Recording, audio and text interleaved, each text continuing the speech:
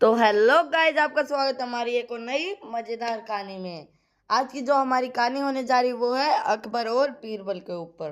अगर आपको हमारी कहानी जरा सी भी अच्छी लगे तो कृपया करके एंड तक वॉच करना, पूरी वॉच करना, बीच में से स्किप वगैरह कुछ मत करना और वीडियो को लाइक करना, हमारे चैनल को सब्सक्राइब करना। मिलती है आपको ऐसी मजेदार कहानी हमारे चैनल पर मिलती रहेंगी। तो बेल आइकन वाला बटन भी दबा लें ताकि हम जैसे ही नई कहानी डालें आप उसको सबसे पहले देख पाए। चलिए शुरू करते हैं। आज की जो हमारी कहानी है उसका नाम है अकबर का साला। बीरबल की बुद्धि और समस्या को भाप लेने की कला के कारण बादशाह उन्हें खूब पसंद करते थे। इसी कारण से दूसरे लोग बीरबल से उतना ही जलते थे। इन जलने वालों में से एक अकबर का साला भी था। वो हमेशा से ही बीरबल को मिला हुआ खास स्थान लेना चाहता था। बादशाह जानते थे कि बीरबल जैसा कोई और नहीं हो सकता है।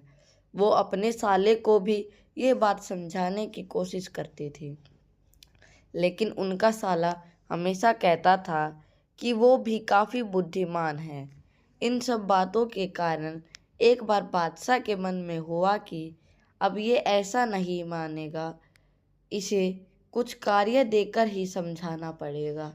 तभी अकबर ने अपने साले से कहा कि तुम अपने दिमाग और सूझबूझ से इस कोयले की बोरी को सबसे ज़्यादा लालची सेठ दमंदी लाल को बेच कर जाओ। अगर तुमने ऐसा कर दिया तो मैं तुम्हें तुरंत बीरबल की जगह दे दूंगा। यह बात सुनकर अकबर का साला हैरान हुआ, लेकिन उसे बीरबल की जगह चाहिए थी। इसी सोच के कारण वह कोयला अपने साथ ले गया। कोयले की बोरी लेकर सेठ के पास पहुंच गया। सेठ ऐसे ही किसी की भी बातों में आने वाला नहीं था, इसलिए उसने उसे खरीदने से मना कर दिया। अब अपना उदास चेहरा लेकर अकबर का साला महल लौट आया। उसने कहा कि मैं इसे नहीं बेच पाया। इतना सुनते ही बादशाह ने बीरबल को अपने पास बुलाया। उन्होंने अपने साले के सामने ही बीरबल से कहा कि तुम्हें सेठ दमदी लाल को यह कोयले की बोरी बेचनी है। बादशाह का आदेश मिलने पर बीरबल ने कहा कि आप एक बोरी बेचने के लिए कह रहे हैं। मैं उस सेठ को एक कोयले का टुकड़ा ही 10,000 में बेच सकता हूँ। यह बात सुनकर अकबर का साला दंग रह गया। अकबर ने कहा कि ठीक है, तुम एक ही कोयले का टुकड़ा बेच आओ। बादशाह का आदेश मिलते ही एक कोयले का टुकड़ा उठाकर बीरबल वहां से चला गया। उन्होंने सबसे पहले एक मलमल के कपड़े का कुर्ता अपने लिए सिलवाया, फिर उसे पहनकर अपने गले में हीरे मोती की मालाएं डाल ली और महंगे दिखाने वाले जूते भी पहन लिए। इतना सब करने के बाद बीरबल ने उस कोयले के टुकड़े को सूरमा यानी काजल की तरह बारीक पीसकर एक कांच की डिब्बी में डलवा लिया। इसी भेष में वो महल में के मेहमान घर में आ गए। फिर बीरबल ने एक इश्तिहार दिया कि बगदाद में एक जाने माने शेख पहुँचे हैं जो जादुई सूरमा बेचते हैं। सूरमे की खासियत में बीरबल ने लिखवाया कि इसे लगाने वाला अपने पूर्वजों को देख सकता है। यदि पूर्वजों ने कोई धन छुपा कर रखा है तो वो उसका पता भी लगा सकते हैं। इस इश्तिहार के सामने आते ही पूरे नगर में बीरबल के शेख रूप और चमत्कारी सूरमे की ही बात होने लगी। सेठ दमदी लाल तब तक भी यह बात पहुंच गई। उसके मन में हुआ, जरूर मेरे पूर्वजों ने धन गाड़ कर रखा होगा। मुझे तुरंत शेख से संपर्क करना चाहिए। इतना सोचकर दमदी लाल शेख बने बीरबल के पास पहुंचा। बीरबल ने जानबूझकर उन्हें पहचाना नहीं। सेठ ने शेख से कहा कि मुझे सूरमे की डिब्बी चाहिए।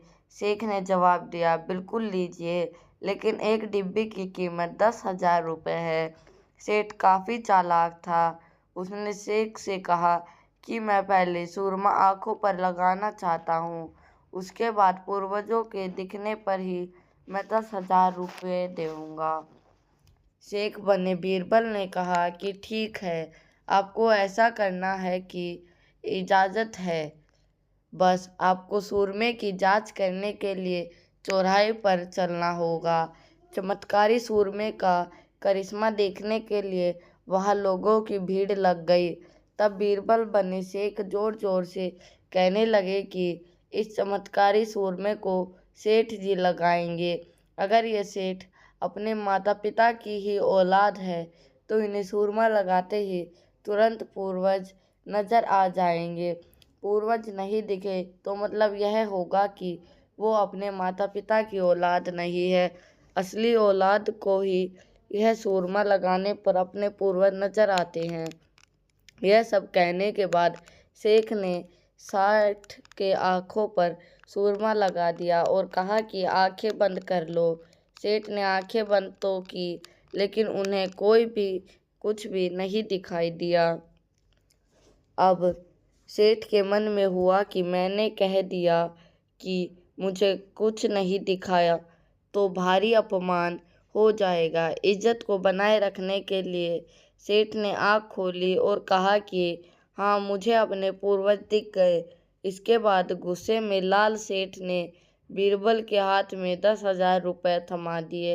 अब खुश होते हुए बीरबल महल चले गए। उन्होंने कहा कि लीजिए बादशाह, एक कोयले के 10,000 रुपये, और सारा किस्सा सुना दिया। यह देखते ही बादशाह का साला मुंह बनाकर महल से चला गया। उसके बाद उसने कभी भी बीरबल की जगह लेने की बात अकबर से नहीं कही। तो गाइस, ये थी हमारी आज की कहानी। आई होप आपको कहानी अच्छी लगी होगी। चलिए इस कहानी से हम सीख भी देख लेते हैं। अगर आपको पता है तो हमें बताने से पहले कमेंट में बता दीजिए। किसी से ईर्ष्या नहीं करनी चाहिए और अपनी काबिलियत और साबित करने के लिए बुद्धि का उपयोग करना जरूरी है। तो गाइस, ये थी हमारी आज की कहानी। आई होप आपको कहानी ज़रूर अच्छी लगे। अगर आपको हमारी आज वाली कहानी अच्छी लगी है तो हमारे वीडियो को क्या करना है, आपको पता है आपको क्या करना है? वीडियो को लाइक करना है और उसके साइड में क्या होता है, सब्सक्राइब भी करना है। सब्सक्राइब और फिर सब्सक्राइब करने के बाद साइड में बटन आता है, हाँ, बेल आइकन भी दबाना, ताकि हम जैसी नई वीडियो डालें आप देख पाएँ।